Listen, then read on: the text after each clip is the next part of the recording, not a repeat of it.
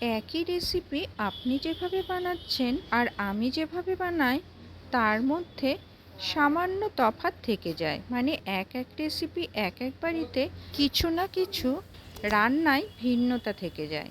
আজ বানাচ্ছি মসুরির ডালের বড়া করে রসা। বড়ার ব্যাটারটা টাইট করার জন্য আমি সবসময় পাউরুটি ব্যবহার করি। এখানেও একটা স্লাইস পাউরুটি আমি দিয়ে দিয়েছি।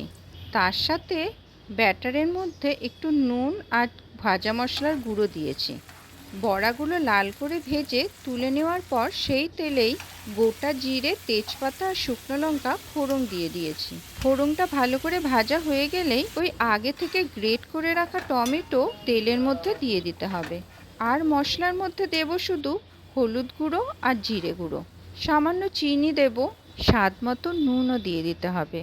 আর কালারের জন্য লাল লঙ্কার গুঁড়ো দিতে পারেন। ভালো করে কষিয়ে নিতে হবে। এবার বড়ার ব্যাটারটা যে পাত্রে করেছিলাম সেই পাত্রে একটু জল দিয়ে, মানে যেটুকু ব্যাটার পাত্রে লেগে থাকবে সেটা ধুয়ে কষানো মশলার মধ্যে দিয়ে দেব। তারপর আপনারা যেমন গ্রেভি রাখতে চান সেই অনুযায়ী জল দেবেন। গ্যাসের ফ্লেম মিডিয়ামে রেখে কিছুক্ষণ ফুটিয়ে নিতে হবে। ফুটে এলে গরম মশলার গুঁড়ো আর গ্রেট করা আদা ছড়িয়ে দিয়ে নামিয়ে নিতে হবে।